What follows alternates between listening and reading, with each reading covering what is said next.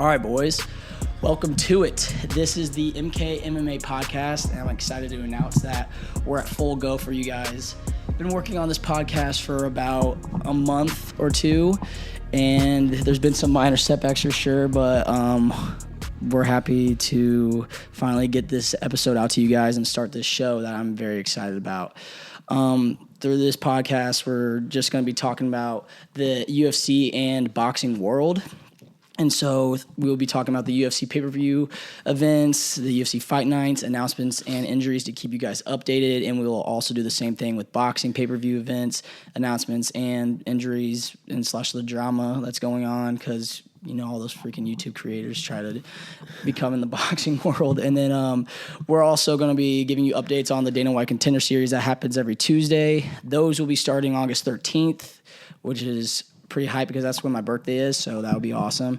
The UFC Ultimate Fighter as well, which just started this past Tuesday. It's June 7th today, and then we'll be keeping you guys up with the rankings, and we'll also be making our own MK MMA pound for pound rankings, which I'm excited to do because I've never really done my own pound for pound rankings before. And then, yeah, through this, I'm going to have guests such as like my friends here, Jack, who I have the privilege to have. And then I'm going to try to have special guests on in the near future. That there's one person I'm working on right now that I can hopefully announce to you guys here in the next month, but we'll see. All right.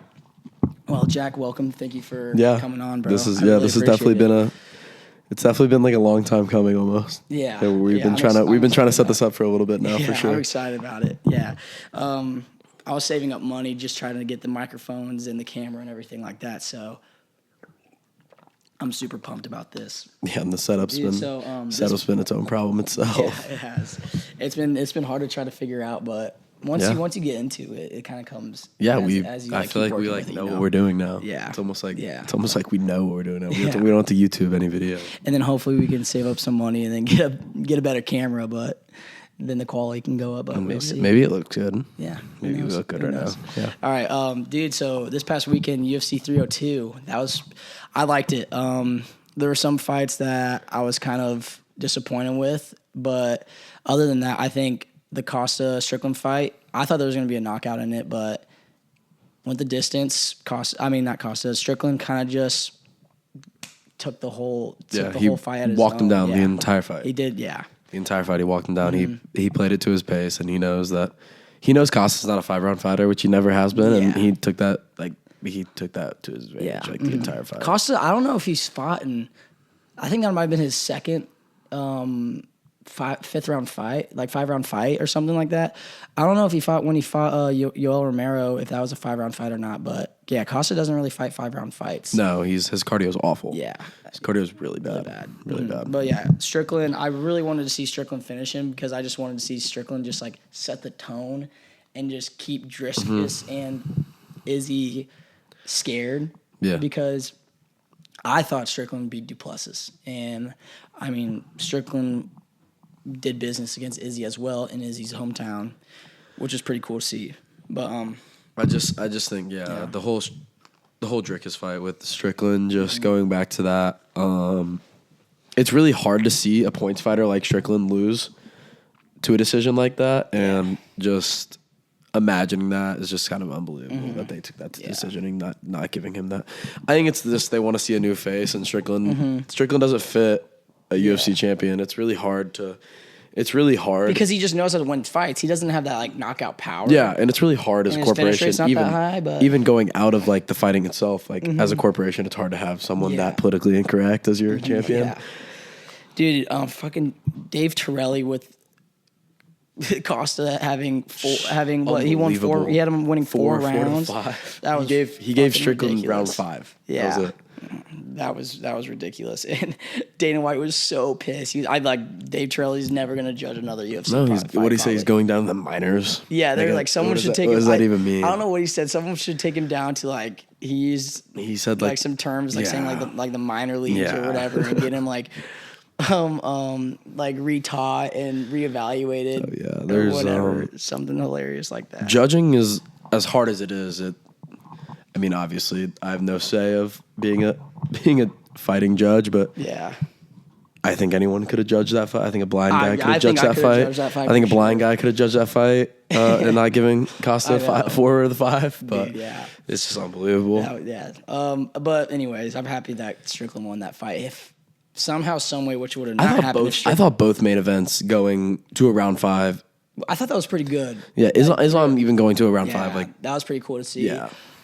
God, Islam's cardio did not look that good. I know that like he Dustin, did announce that he had a staph infection, and so he didn't train for a week, so it didn't spread. And so that might have been a big reason why. Not might have, it probably was a big reason why his cardio was so low. But still, I mean, he's pound for pound number 1. He finished business, but I just thought Islam should have put on a better performance than that. Well, yeah, but even though, sorry, I didn't mean to cut you off. No, even though Islam outstruck one of the best boxers in UFC, maybe UFC history. I mean, I'm kind of shitting on Islam. I don't really mean to, but it just didn't really look like a dominant performance, even though Islam won damn near every round. I thought Poirier took round 4, but yeah, I don't know. What do you think? And if you're not taking away from Islam himself, if you want to give more credit to Dustin, that camp he put on was just like, it must have been unbelievable. His takedown defense has never been that strong. Yeah. And shoving, I think in round 4 or round 3, going 4 for 4, 3 for 3 some rounds on takedown defense, and avoiding a guy like Islam who is known to just dominate the ground game and like do whatever he wants with his opponents. I mean, we've seen him even like, I mean, he struck Volk, but even like wrestling a dude like Volk and like putting Volk in some positions that he's never been in. And the martial artist Islam has become is really terrifying. Yeah, like, it is. And like, Dustin put on like an amazing camp, obviously, and just a great performance, but it's just hard to beat a guy like that who is just so sound in everything he does. And like, God, you're Khabib's protege also. He started training with Khabib when, I don't even know when he started training for like MMA and stuff like that, but I mean, in Russia, that's like, as a Dagestanian, that's mostly all they do. They train at such a young age. So he's been training with Khabib ever since he started, and he started training with Khabib at a young age. And just learning from Khabib, like Khabib was pound for pound number 1, going down as one of the best UFC fighters of all time, and learning from him. And learning from, I mean, Khabib didn't make any mistakes, but just like he's being able to have Khabib's teaching and then even grow further than that, you know? And now coming up, like, you talk about it when you talk about there's been former, and not even in the mixed martial arts world, but like the wrestlers have talked about it multiple times where these Russian guys, the way they train and the effectiveness of the way they do training is just like unbelievable. Jordan Burroughs, you know who Jordan Burroughs is? I do not know. So he's widely considered the GOAT of the USA Wrestling. He's a 6-time world champion. And he talks about it and just like in like the volume of these Russian, like these Dagestanians, these Russians, the only time like when you see world champion wrestlers, for the most of the part, they're Russian guys. And the only time you see a Russian dude lose to an American wrestler 1 out of every 5 times. Yeah. And it's because of those Dagestanians like Islam, like we talked about, he's been doing it for so long and been doing it under Khabib. They train so relentlessly. And in U.S., like all sports that we train, it's usually like Monday, Wednesday, Friday, but really intense. Yeah. Really intense practices. And like we've seen from Islam's camp, he's doing Monday through Sunday. He's doing Monday to Monday. And it's just, it's consistent and it's volume. And it's like really showed like as him as a fighter, and it's really showed like all those Dagestanian guys, how like consistent they can be, like under Khabib and under the way they've been training. Like it's just unbelievable, like the volume they put in. And Americans, like they train hard. The American fighters do train hard, but it's like unbelievable to see the talent that is being pumped out of Russia just because of how like relentless they are and how early they get into it and the amount of volume. If they train 5 times a week compared to a 3 times a week American fighter, by the end of the year, that's 100 more.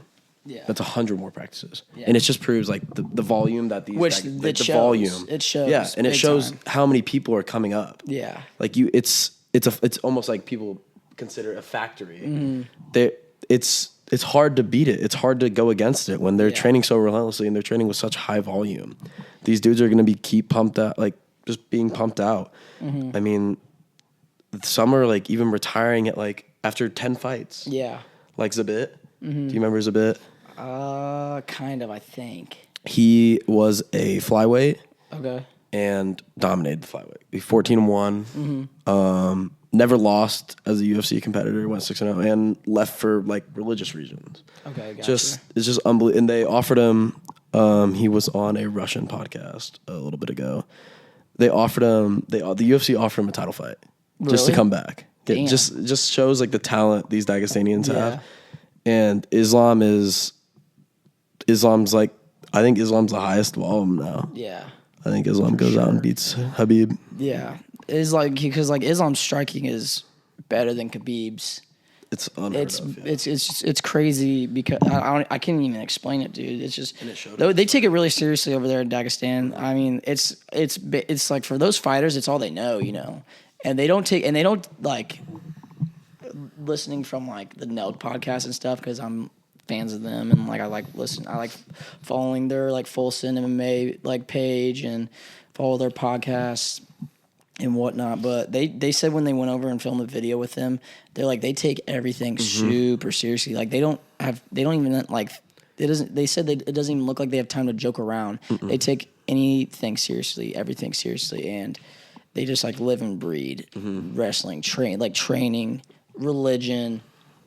And like, yeah, it's ridiculous. It's hilarious now, like watching these dudes become American like superstars in a way. Yeah. Like, I do love Khabib and Islam. I do think they're cool. Like, have you seen their interviews with DC? Yeah, they're funny guys. They're funny and, guys for sure. They're trying so hard to be normal people, Yeah. and it's just hilarious. But like, it's crazy, Dude, the talent they have. Yeah. And, Did you see that Khabib?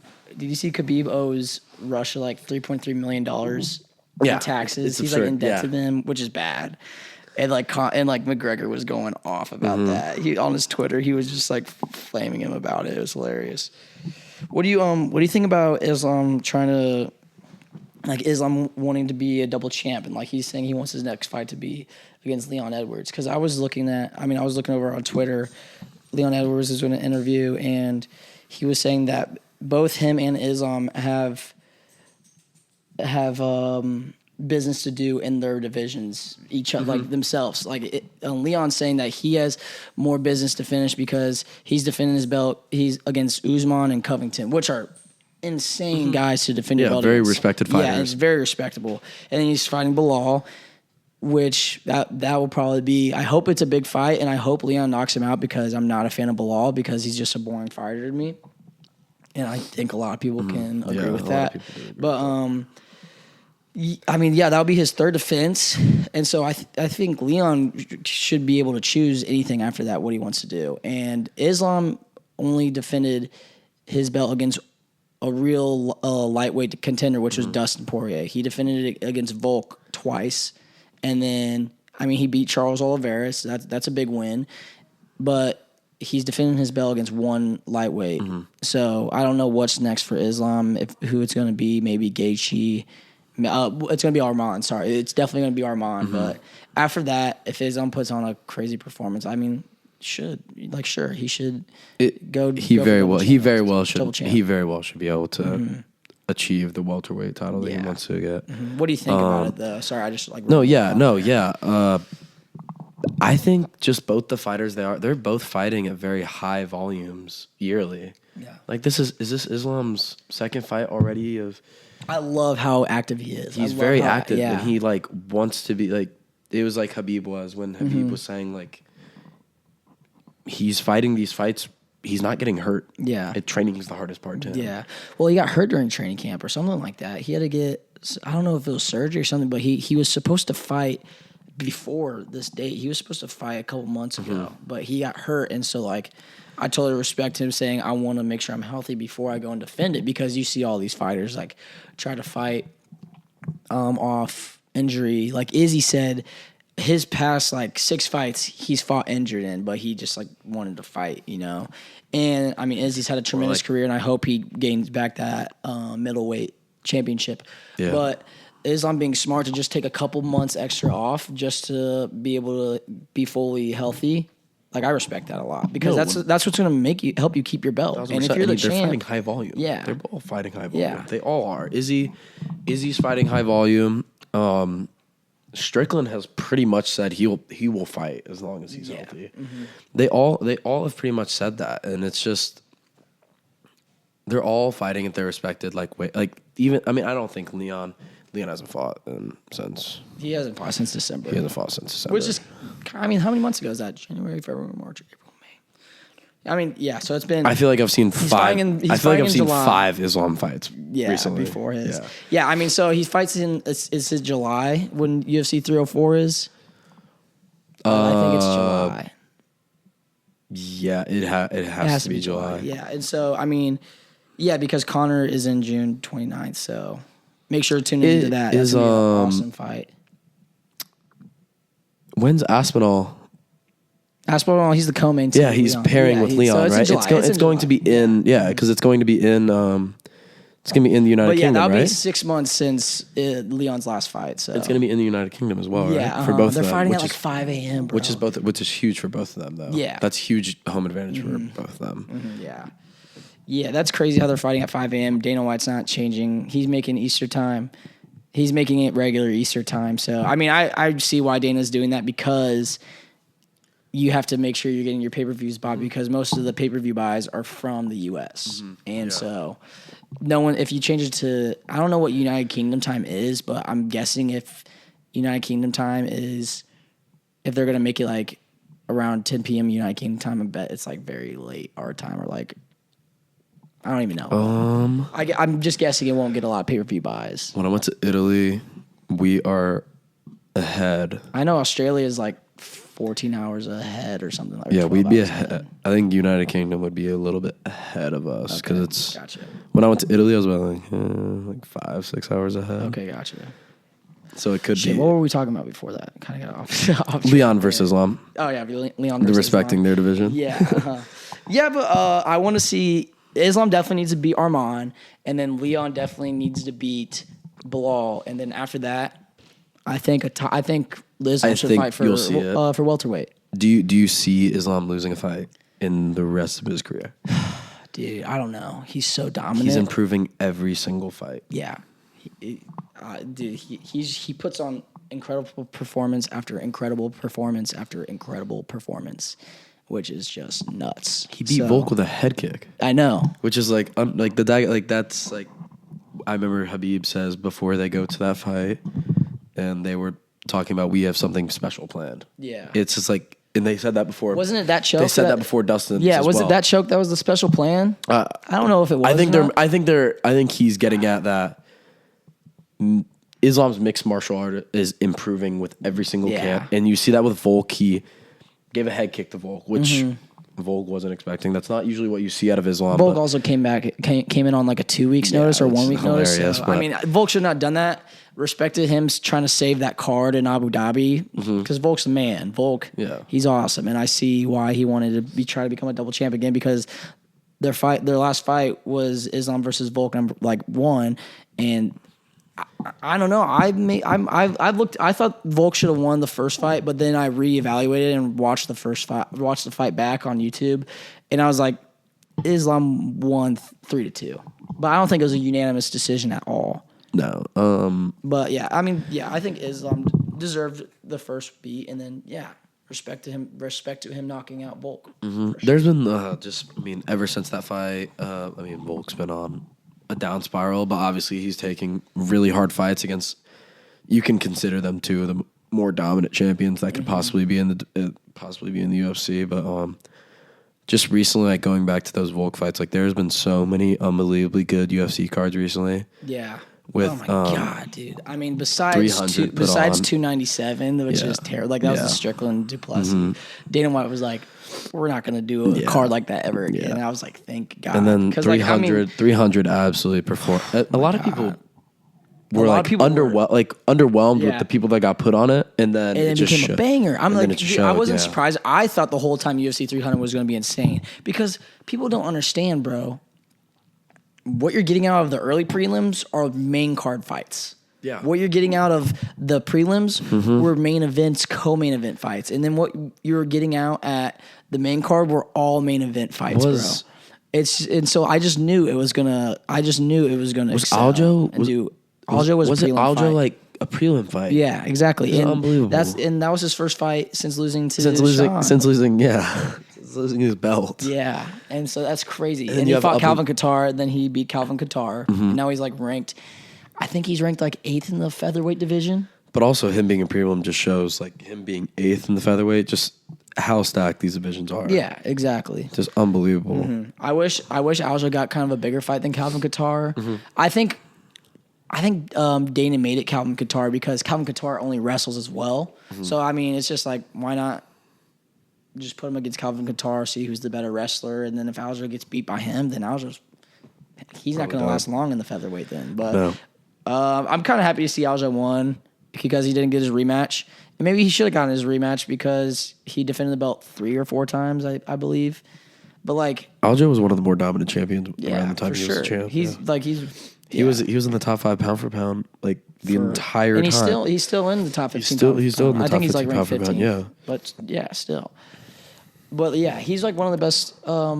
He's one of the best bantamweights of top 5 history. like I'll history. probably say. Yeah, I mean, there's a lot of that. That's a very stacked division. Dude, but yeah, You're gonna have Merab UFC 300 coming was up. unreal. 302 was awesome, and I mean 301 was. It was fine. I mean, You're a big fan. What I'm a big fan of Pantoja. Yeah, you're a big fan. Yeah, I love that guy. And I like Steve Usyk. He's a cool fighter. He was a cool up and coming guy. Yeah, but he was like ranked 9th or 10th, and That was his like, 3rd ever UFC fight.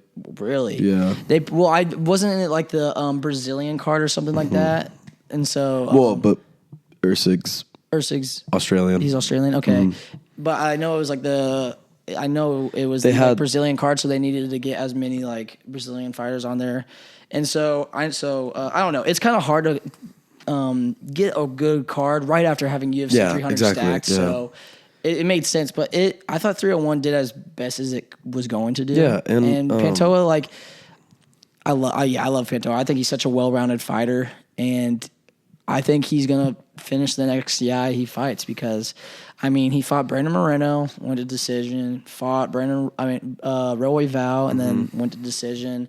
And then he fought Usyk, and then it went to decision as well. But that just shows that Pantoja just knows how to win fights. He knows how to win fights. Yeah, he's a zombie. He knows how to control the fight. He can get you on his feet, and he can get you to the ground, and then just do whatever he wants, basically. And then if he gets countered on the ground, he knows how to be composed and take care of himself when he's in a bad position. And they had to give him Usyk for the likeliness that he's beaten the whole division out. Yeah. It's to the point where there's not a lot of fights you can give him. I know. He's gonna be getting his second fights in with Roy Val and Moreno. Exactly. It'll be Brandon Moreno versus Pantoja number 3, but that'll probably come after him versus Roy Val for 2. Number 3. I think it was number 2. I think it was their second time. They fought in the Ultimate Fighter. Yeah, and Pantoja won, right? Yeah. So I mean, the top contenders in the flyweight division are Roy Val, Moreno, and then Usyk put on a good performance. He's gonna get another title shot. Yeah, and he's young guy too. Who knows? But I would like to see Pantoja go up and fight for the bantamweight belt and try to become a double champ. Once he wins his next fight. I don't think it could happen though. I just think whoever that will be, Merab or hopefully Sean. Merab's gonna be the favorite. Or Merab's the favorite in that fight against Sean O'Malley. I think I saw Sean was like plus 180 or something like that. And it just shows how good these contenders are. Actually, they haven't even announced. It just showed how good these contenders are. Yeah, Merab will be the favorite. It shows how stacked these cards are. I mean, not these cards. It shows how stacked the fighters are in each division. You can have, just like you were saying, from anyone from the top 5 contenders down could very well be a champion at any moment. Oh, dude. So fucking. I've been seeing all this Connor shit. Everyone has, but what do you think about it? Like, how do you think Connor's trolling? Do you think Connor? I think it's all for show. You think? I mean, I think it's for show. I think something serious did happen, but them delaying it almost makes the anticipation just so much more. Even for like the interviews and like what they do, like the media days, like Connor is widely regarded as the biggest showman in even like sports history, and just them pushing this back makes fans want it just so much more. And it's good. It's good marketing. It's really good marketing.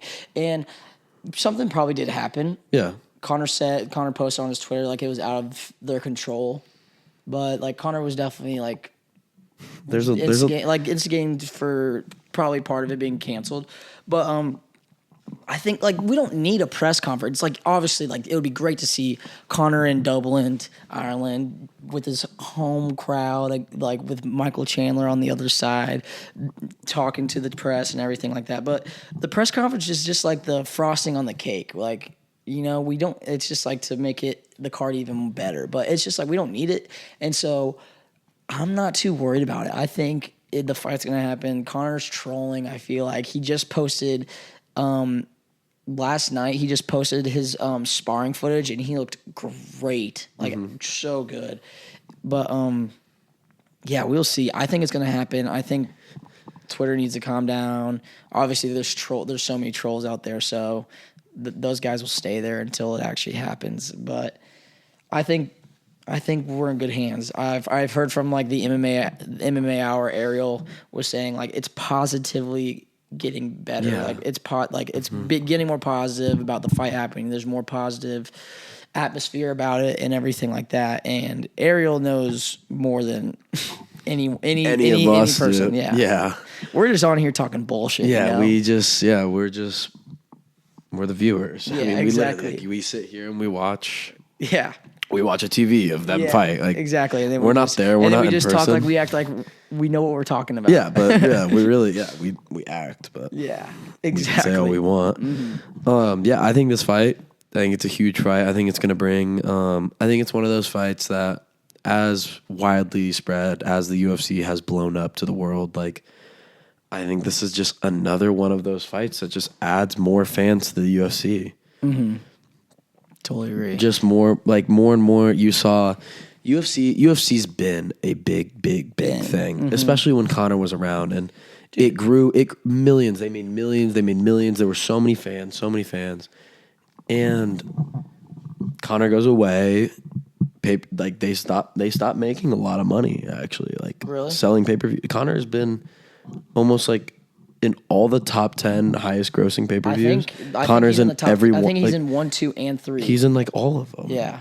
I'm pretty sure he's in 1, 2, and 3 for what comes along with that is like losing a lot of fans. And you see the UFC, I know we've been fans for a while, but like I know even my friends who don't even know the UFC. Yeah. They like Jon Jones comes back and fight, and it brings a whole new wave of people back. Jon Jones coming back last year was unbelievable. Like, dude, I was at one of my pledge brothers' houses in I think Jon Jones fought in April last year, I believe. If not, whenever he fought Cyril Gane, I was at my buddy's house with all of our friends, and we didn't know how we were gonna pay for the fight because we didn't have ESPN Plus or anything. And his dad was wondering who was fighting because he just heard us like talking all the fuss about it, and we're like, "Oh, Jon Jones is fighting Cyril Gane." He's like, "Jon Jones?"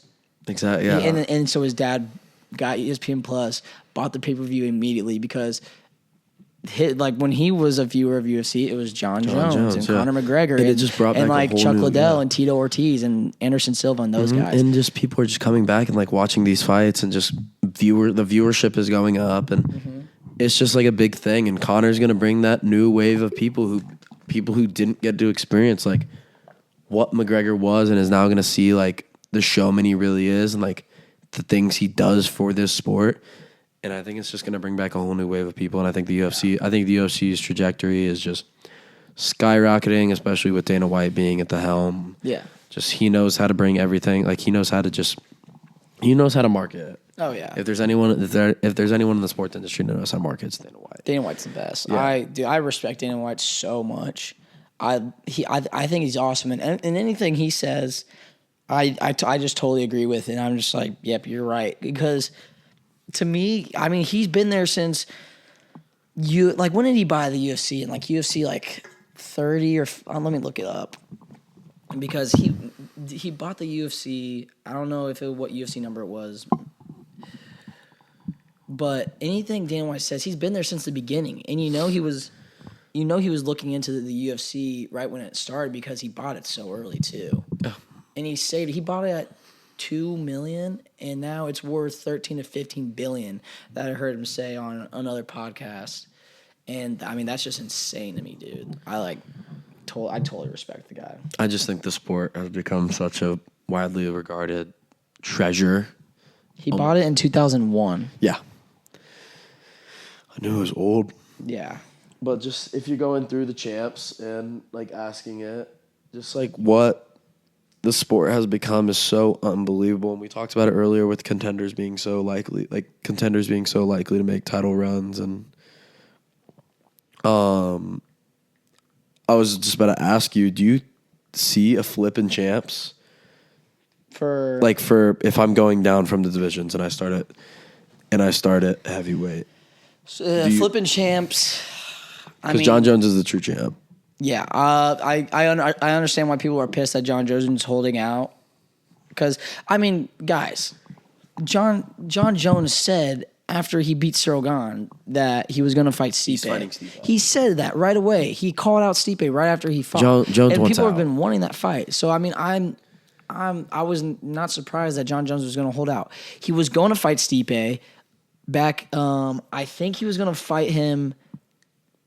Maybe in January or February or March, and Jon Jones got hurt, and then that made him, or no, I think he was going to fight him last November, something like that. I don't know, sometime this past school year, and he was going to fight him, and they were 3 weeks out of the fight or something like that, and there's a clip of Jon Jones at training, and he went to do a takedown, and say if I took you down, and then the guy's body popped into his shoulder and he tore something, and so and he had to do surgery, and so that was going to make him be out for 8 months, and then you need 10 weeks for the fight camp, so that's that's 10 and a half months if you add that all together, and so.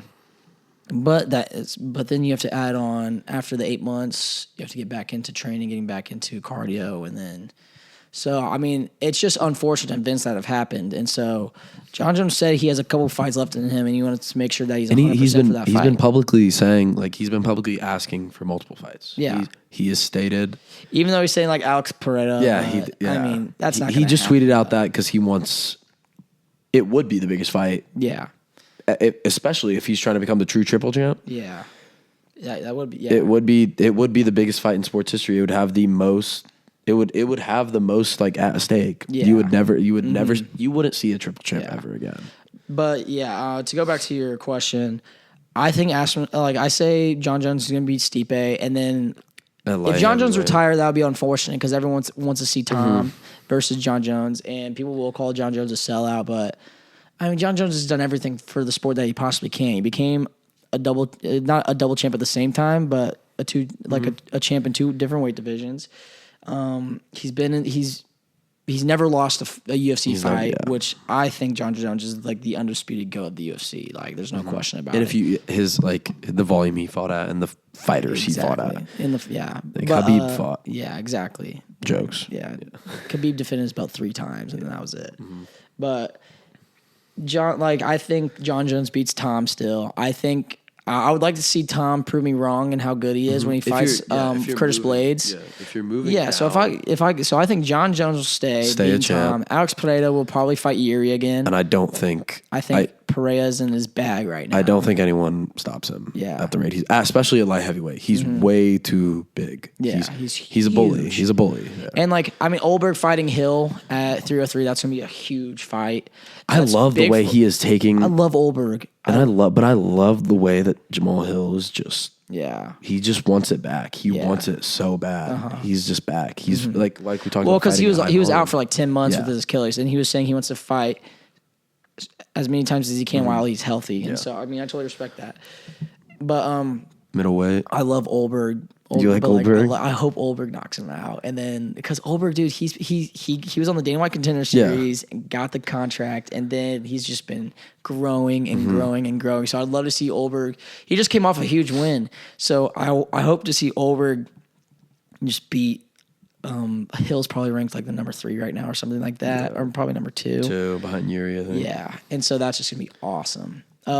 Middleweight, Duplessis. That's gonna be. I think that belt is going to be tossed around. I think 3 times by the end of the next year. Yeah, for sure. I think people are saying that's gonna be Izzy and Duplessis at Australia at UFC 305. I think Adesanya is gonna take that back. I've been following Adesanya's Instagram and Twitter a lot. He looks really big right now. He looks scary. He looks though. healthy. It's scary though with the way he's at. He took time off to get healthy. He's been in the lab. He's been getting his mind straight. He knows what he needs to work on. Welterweight, Leon Edwards, I think will defeat Bilal, and then I think so let's do this. Welterweight, Leon will beat Bilal, and then Islam will beat Arman in lightweight, and then I think those two will fight, and I think Islam will beat Leon. I think for Islam the will be a double champ champ for the welterweight belt. Yeah. And then featherweight, God, there's that's so stacked. It's definitely going to be Ilya and Max Holloway next in Spain, because Ilya wants to fight in Spain, and like Dana White wants to go to Spain. So I think Ilya will fight Max. I don't know, dude. Max having that knockout against Gage in UFC 300 in front of so many people, that's so many eyes, and so many people bought that card to watch him knock out Gaethje like that. Your confidence is through the roof right now. You think you're in your bag. Everyone's riding your coattail right now. Everyone's like Max. And how bad I want him to win. Yeah, everyone loved him before that too. Everyone loves Max Holloway, and he's a fan. Everyone loves Max Holloway. Loved favorite, and so I think Max can beat him, bro. I really think so. Max has already solidified himself as like one of the all-time greats. Definitely one of the best featherweights of all time, and definitely a top 10 fighter of all time, top 15 all time. Unbelievable. And so everyone would love to see him get back that featherweight belt again that he's trying to been chased back for how many years now? Like 4, something and like just that. The vault, like the way he fights, can Ilya like withstand being punched, having 144 significant strikes? Yeah, like Ilya's a good boxer. It's just unbelievable the way Max Holloway can piece up opponents. Ilya's a great boxer. Everyone talks about how good of a boxer he is.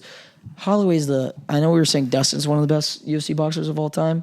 Max Holloway is the best UFC boxer of all time, you know? So if Ilya, I think Ilya might lose to Max. I don't know. That's just such a toss-up. I'll be rooting for Max. I'll be putting money on Max 100%. But yeah, I can see the featherweight getting flipped to Max, and then who knows what happens after that. And then the bantamweight, I think Sean sticks it out to Merab, and then Sugar Sean goes and fights for double champ, because I mean, even though after Suga beats Merab, he's only defended the belt twice.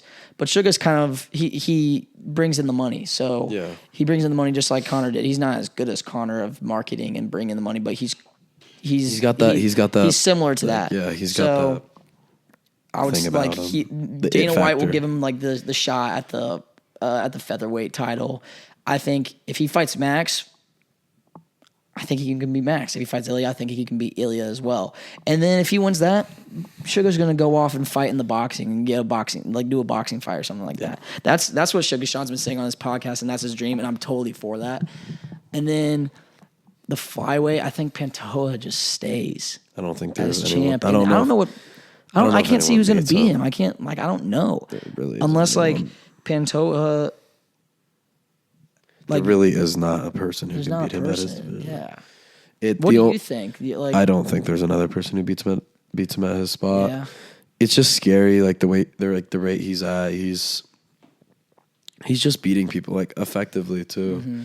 it's not finishes, but like he's controlling every fight he's in. Yeah. Every single fight he's in. He's controlled every fight. He won split decision against Moreno when Moreno had the belt, and then he's had unanimous decision him, and then unanimous decision him. That means he's just controlling all the fights. And it's scary though, because like back to the fact of like what we talked about with like belts flipping. The scary part is if you want to bet safely, Merab and Ilya are the safest bets. Yeah, for sure, 100%. And it's terrifying because if Merab were to take that belt, if he's not fighting Sean O'Malley in that division, there is no one beating him. Yeah. There is no one beating him.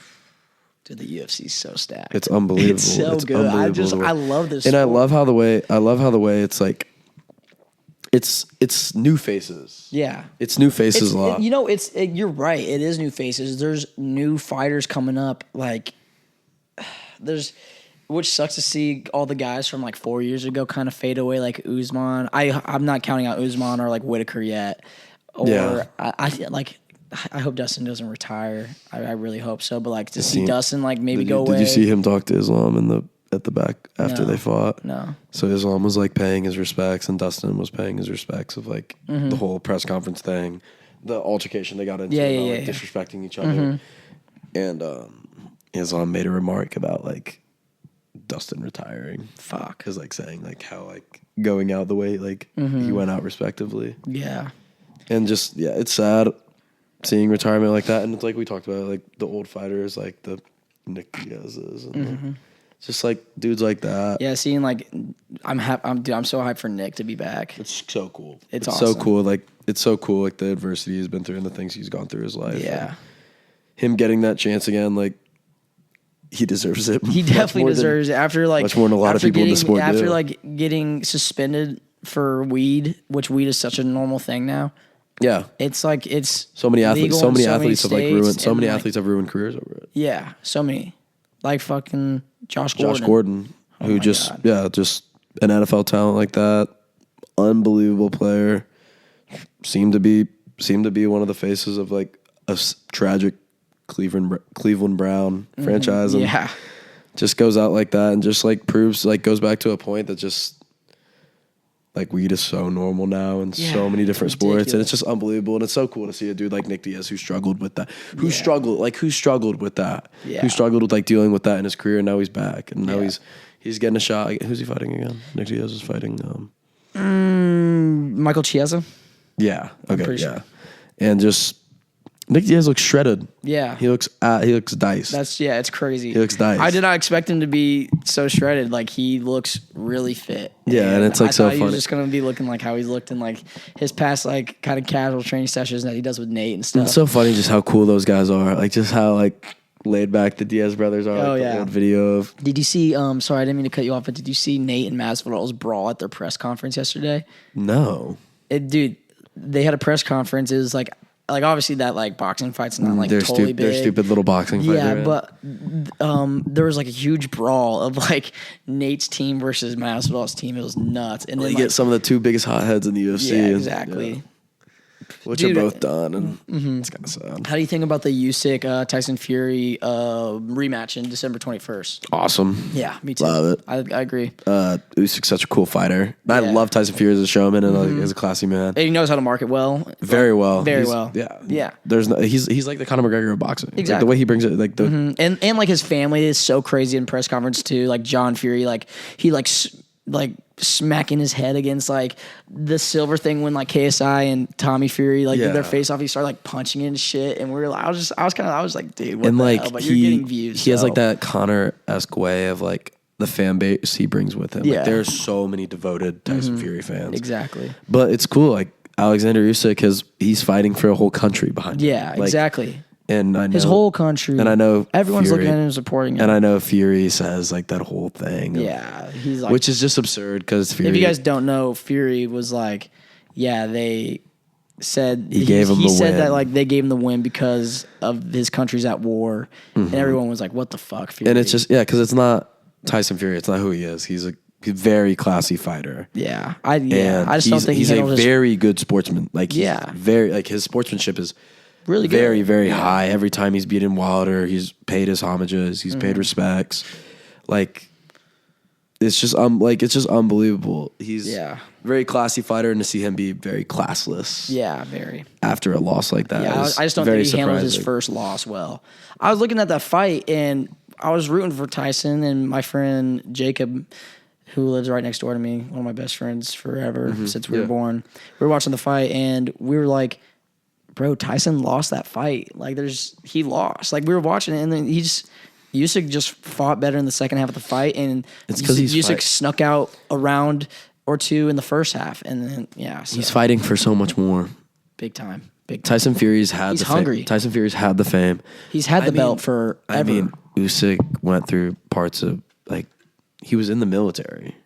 I didn't know that. Just, he's gone through so many things. He missed family events for this. He missed birthdays of his children.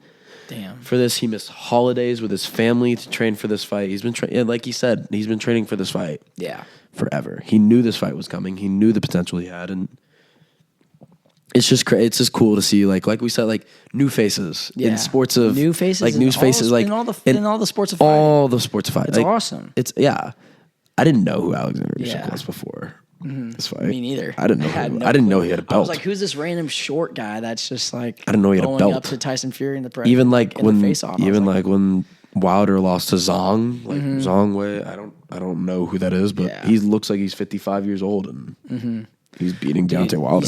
You said Wilder, bro, getting knocked out.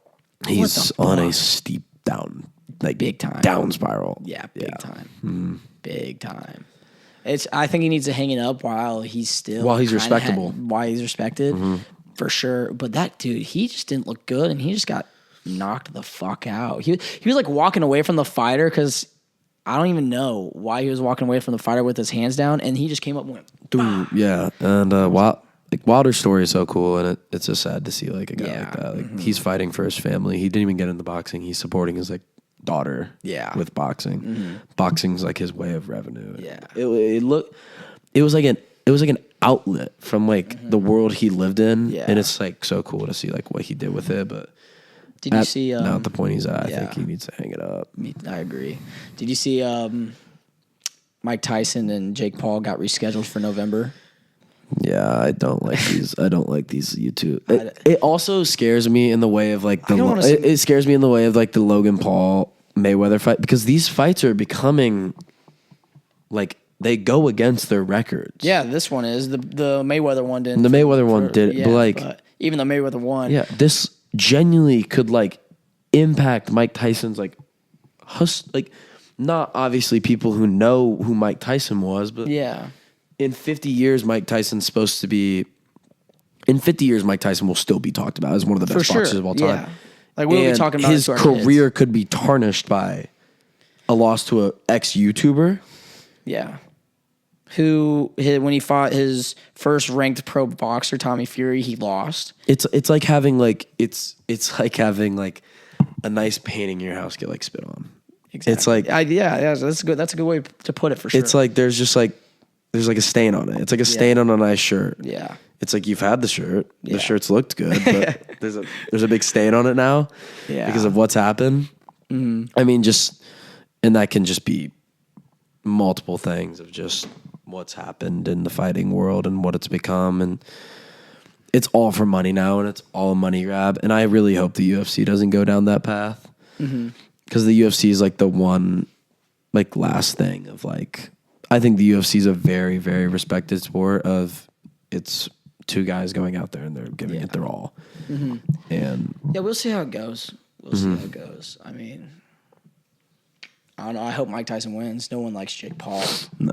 Yeah, I really do. I kind of respect how Jake Paul has been, how he knows how to market his fights and everything like that. But I don't know. I don't like how these YouTubers are like, just think that they can go into boxing. And I mean, it's so easy to like make money from boxing fights, but I don't like it how they think it's so easy just to go into the boxing world and just be like, yeah, I can fucking do this. And it's funny because like you can go into the boxing world and you can go out there and do what you want, but you go into the mixed martial arts world and you'll get fucked up. It's a whole different world. Whole different world. And they're picking on these like old UFC fighters. Yeah, exactly. They're fighting like like Tyrone, like Woodley, like, Nate Diaz. Like that's so sad for Woodley. Like Woodley was one of the greatest welterweights of all time. Most dominant. He's probably my favorite welterweight ever. Yeah. Just seeing how athletic he is, seeing how powerful he is, seeing how he's just shredded and he's just like beating the shit out of guys. He has so much knockout power. Like, and he fought that was such a cool time of fighting. Yeah. Darren Till, him. Mm-hmm. Yeah. Oh, what else, dude? We've talked about a whole lot today. You want to bring it back to UFC? Yeah, I can bring it back to UFC. What do you want to talk about for UFC? The pound for pound world's pretty. Yeah, we can give you guys our pound for pound rankings for the MK MMA pound for pound. Yeah, it's at a. This is kind of what I threw together myself. So for pound, number one, like how I said, I like totally think Dana White's right about a lot of things he says, and I thought this myself too, because as long as he's in the UFC world and he's active and he's fighting, it's Jon Jones is my number one. He is, because he is the greatest of all time in the UFC industry. There's not a lot you can say about him that's like a negative. Exactly. You could say the steroids thing. Yeah, but you can't sit there and like say like you really can't sit there and say that. Who can you give if pound for pound really is best fighter in the world? It's him. If he's never lost, he's never lost. Who's better than him? Yeah, I totally agree. And then obviously, since I have him as my number one, and then number two, I have Islam. Respectively, obviously, there's not really an argument there. Number three, I have Alex Pereira. I like that a lot. I feel like a lot of people have like the UFC has Leon Edwards ahead of him, but like I have Alex. He's a champ in two different weight division. He was a champ in two different weight divisions. Alex also he beat Jamal Hill that had to give up his belt. Yeah, and if it's because he tore his Achilles, he beat Yuri before that to see who got the belt. You know, and if it's pound for pound, I'm going off of. I know Pereira can win at both divisions, and that's what pound for pound's about. Yeah, I don't know if Leon Edwards can go down and beat. Yeah, so say if Alex Pereira was in the middleweight still, and Leon Edwards tried to be a double champ and he went up. No way he's beating him. Leon is such a respected fighter. And I totally respect. Like Leon is such a respected fighter, but there's just he's a scary champion. Yeah, if you're betting on him, he's a scary champ. He was a fluke champ in the first place. Yeah. Because he just threw a leg kick out of nowhere and it landed on Usman. He was fluke champ in the first place. But I wish that never happened because Usman was such a fun welterweight champ. The greatest. Yeah, probably the greatest welterweight of all time. One of the best fighters of all time. He's awesome. Yeah. I hope he can make a comeback, even though he's 0-3 in his last three fights. Number 4, Leon Edwards. Number 5, Ilia Topuria. Yeah, I don't think I think he can only go up from there. Because he beat Volk. I don't think he can go down. Volk's probably the best featherweight of all time. I don't know. Jose Aldo. I'd give it to Volk. Yeah, I think I'd give it to Volk. Volk said he would give it to Jose Aldo, but that's just because he's a very humble man. Yeah, humble guy. He doesn't like to talk about himself. Volk's a cool guy. Who knows? Jose Aldo or Volk. Those two are one of the best featherweights of all time. Number 6, Sean O'Malley. Love that guy. Number 7, Alexander Volkanovski. Number 8, Max Holloway. Number 9, Alexander Pantoja. Fucking love him, dude. I just can't get enough of him. And then number 10, Dricus du Plessis. Which I think... I don't know. I think Dricus...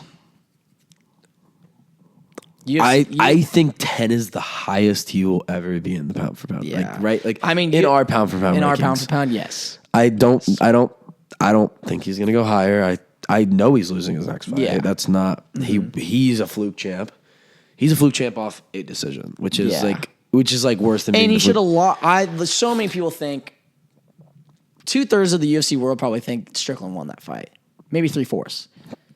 2/3 of the judges in the UFC should have thought he won that fight. It's fucked. And then number 11, I have Izzy. Yeah, and hopefully 100%. Once Izzy knocks Dricus the fuck out, he will jump up in my rankings. 12, Tom Aspinall. I kind of like that. We'll see. I I wanted to put Strickland in front of Tom, but you can't. Yeah, you just can't. You can't the way Tom Aspinall's never seen a full length fight too. Yeah, it's unbelievable. He's a great fighter. Yeah, he's a great fighter. He's a great fighter. Number 13, Sean Strickland. Yeah. And then 14, Charles Oliveira. Mm-hmm. And then, which I love Charles. Yeah, Charles Oliveira. I thought he beat Armand. I don't know. I wish him and Armand were a 5-round fight. Yeah. You know, I wish it was, because Charles would have definitely won a 5-round fight. He's one of my favorite fighters. Yeah, ever. He's just such a good time when he's a good fighter. It's such a good time when he's up there. Yeah, when he's and the UFC's happier when he means so much. Like when he made a comeback and he felt and he beat Dariush, mm-hmm. and then I don't know who did he fight after that? Islam, right? That was he fought. No, he's fought Islam before that. He fought Islam before that. They scheduled the Islam fight that he never fought. Really? Yeah. Okay. Oh no. That's what the injury. Oliveira was supposed to fight Islam, and Oliveira got injured. Yeah, in camp. Oliveira that's why Volk stepped in. That's the person. Okay, God, I can't forgot. Oliveira got injured. God, yeah, I was in camp. hyped for that. Holy shit! And then 15, I have Aljamain Sterling. Yeah, so you're not a big Aljo fan. Yeah, I'm not a big Aljo fan, but I couldn't find anyone in of the active UFC fighters that I could have put ahead of him. You know, Merab, but like Merab hasn't really proved it. Yeah, yeah. I mean, he beat a washed Henry Cejudo. He beat the shit out of him. Didn't just beat him, but I thought that was a great. I do as much as I love Sean O'Malley. Yeah. Have you seen Merab on social media? He's hilarious. He's so funny. He knows how to get attention. He's a very funny person and great. He beat the shit out of an old Henry Cejudo, but Henry Cejudo is widely regarded as maybe the best wrestler in UFC history. Yeah, and he out-wrestled Olympian and a 2-division champ at the same time, double champ at the same time. And he out-wrestled him. He double-legged him. Picked him up, walked around in a circle with him. And was talking to Dana. And then slammed him. Yeah, crazy. And I think Merab's a future. I think Merab's a future champ. I really hope it's not over Sean. Yeah, I hope God. Merab's awesome. I think he's great for the UFC. Mm-hmm. And I think he's great. He's great for, it's like a new guy. Mm-hmm. He's coming from Georgia, the country of Georgia. Yeah.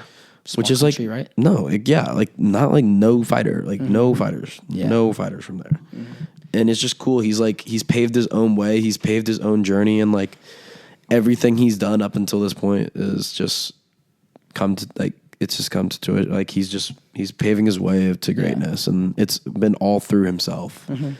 Like he's had no one help besides this. He never even had marketing attention until he beat Henry Cejudo, and now he's like taking the world as like this like jokester who like walks around with a fake Sean O'Malley. Like he's just hilarious. It's so and funny. I love the trajectory he's on. It's gonna be a big fight. I love the trajectory he's on, and like to cap it off of these like pound for pound rankings, I love the total trajectory of the UFC because we're able to talk about. There's so many fighters in the UFC, and if you truly are into the UFC and you really do like the like fan base, if you like what it is and you like are a part of the fan base, like there's so many fighters to even like. Mm-hmm. Like that, you can give a top 15, and I know like in their other sports of like the NBAs and the NFL, like a lot of the favorite people are like the top 15 guys. Like everyone who's a fan of someone is like a top 15 like player in their respective league, and like there's probably millions of people in the world that love Merab. Yeah, and he's not a top 15 pound for pound fighter in the world. Mm-hmm. There's probably multiple people who still support just like anyone in the like any fighter there is, and that's what the UFC really is. It brings countries together, it brings states together. You see Max Holloway have an entire state behind his back. Yeah, exactly. Hawaii, like he has everyone supporting him. He has everything. Like it's just unbelievable. The UFC is a special place. It is a special place. And respect to Merab. I mean, he could have fought for the belt like 2 years ago, but he didn't want to fight Aljo. You know, because they're really good training partners. They're like best friends. So. Just a fucking cool guy. Mm-hmm. All right, dude. Well, thanks for hopping on this pod. 100%. That was awesome. I hope you guys like this. This is our first episode. I'm really excited to give you guys more of this. Jack, you're always welcome to come back on the show. 100%. And please do. I'm sure this is just a start. Yeah, this is just a start to hopefully some big things. So, yeah. Thank you guys, and hope tune in for more. Appreciate you.